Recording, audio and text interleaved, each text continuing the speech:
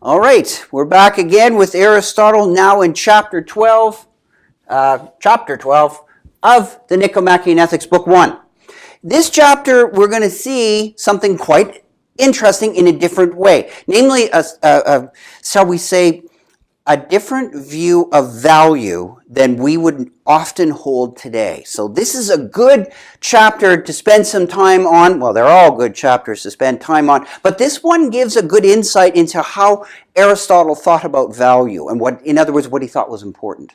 And it is different, arguably, than the way that we often think today. So we've seen Aristotle's discussed eudaimonia in a variety of ways, relative ends, absolute ends. He said that it's an absolute end, not in the way that all things flow into it, but it is never a means. Eudaimonia is never a means to something else. It's not something that serves another thing. It's an end in and of itself, and it's a complete end, and it gives us meaning. It's something that makes us fulfilled. It makes us choose life. It makes us like it, etc., want it, and it's going to be something that's a dynamic, ongoing part of our lives, but it gives our lives meaning. Now, he says, is eudaimonia something that we should praise or honor? So he's more reflections about the nature of eudaimonia. And I just want to make a few comments here. For Aristotle, he says something, well, to value, and that's why I mentioned we're going to talk a little bit about the notion of valuing, ascribing values to things. But to value something, to value X, whatever X happens to be, is either to praise it or honor it.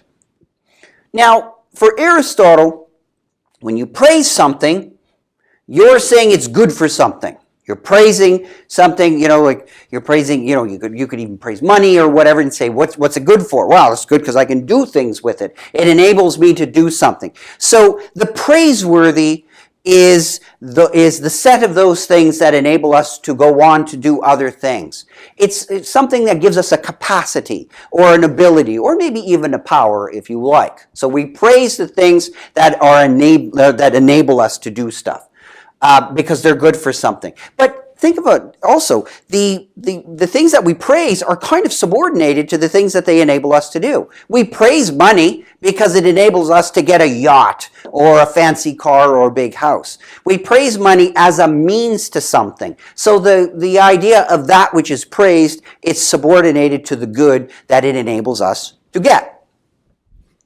So we value things we praise, you bet. But we value, things that we honor. Now, this is a little different because with praising, you were talking about things that enable you to get other things that are kind of vehicles or whatever, or power or whatever, however you want to put it. But they were subordinated to the things that they enable you to get. But honor's a little different. We value things that, and we talk about honoring them when they're good in and of itself. It's not good for anything. So something that we honor is something that we wouldn't say is a means to a further end. So you may say something like eudaimonia is not a thing we would praise for Aristotle, or maybe it would be something that we honor because it's a good in and of itself. And so he's going to lean in that direction, that the really best things are not things we just praise. There's nothing wrong with things we praise, but a praising relationship between us and the thing is that the thing itself is subordinated to some further good. But when you honor something, you're not subordinating that honor thing. You're valuing it really intrinsically rather instead of valuing it instrumentally. Instrumentally valuing, intrinsic valuing. So valuing is actually of two parts. Now, today, we often ignore this one. We really look at value in this sense. Good for something. We praise, we value things that are good for things. In other words, we can think of Aristotle had, a bipartite notion of valuing, praising and honoring. We tend to have basically a univocal one, a single one, that valuing is praising. Because if anything's valuable, it's got to be good for something. Right? So when you say, well, what's the value of that? You could be thinking of more or less what's the use of it. So value and use have been linked. Now, This is not something that Aristotle subscribed to. This is something that is arguably a historical connection. So by cutting this off and just saying, oh, well, valuing is going to be linked to that, and we're going to move away from honoring, and saying that value will ultimately be connected to use, and as I mentioned, valuing something in the sense of praising it is to say, well, this thing that we're praising enables us, it gives us a power. Well, this is more or less something that is commonly associated with Francis Bacon. He was one of the earlier thinkers to talk like this.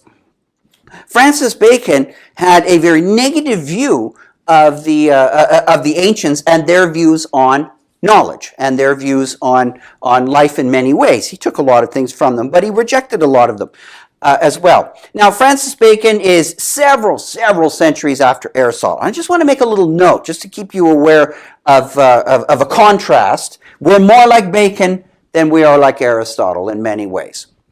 Francis Bacon, it lives 1561 to 1626. And in 1597, in his work, Meditatione Sacrae, he has this famous line, Ipsa scientia potestas est, which is roughly translated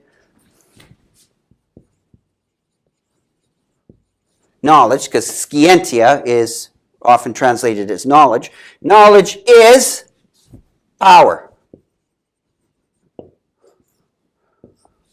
So, any kind of knowledge that you have to have, or any kind of knowledge that you have that is valuable, is deemed valuable, would be praiseworthy because it's good for something. It's good to put it. It's good that it can get you somewhere. So, as Bacon was talking about, well, knowledge really is a form of power, because if you know something, you can do something with that knowledge. Now, this has a very complex historical situation, but it's not Aristotle's view. As a matter of fact, he thinks, and he says this in the opening pages of the Metaphysics, that we go now shift to Aristotle's Metaphysics. We're not going to be studying that in this course, but in his Metaphysics, you can look this up at 981b 14 to 20. Aristotle makes a very strong point about the notion of value and what's important in terms of knowledge. Now, he says that there's a variety of knowledges. We don't really use the plural in English, but knowledge of different things. He has no problems with the knowledge that enables you to do something, that knowledge that is good for something. Things that are valuable can be things that are good for other things. But for Aristotle, the real height of value is really where he points out that the real superior what? The superior art or practice does not aim at utility or use. As a matter of fact, the highest kinds of arts, the highest kinds of knowledge, the most valuable. So true value is actually separated from use. Use is a lower form of value. So you would have use in terms of value for people that made things, like a potter or somebody who makes clothes or a chef or things like that. That's lower down on the scale of value. For Aristotle, the true things of real value would be the ones that don't have a practical use. In the sense of, studying metaphysics, for example, understanding, the nature of the universe. You can't do anything with it.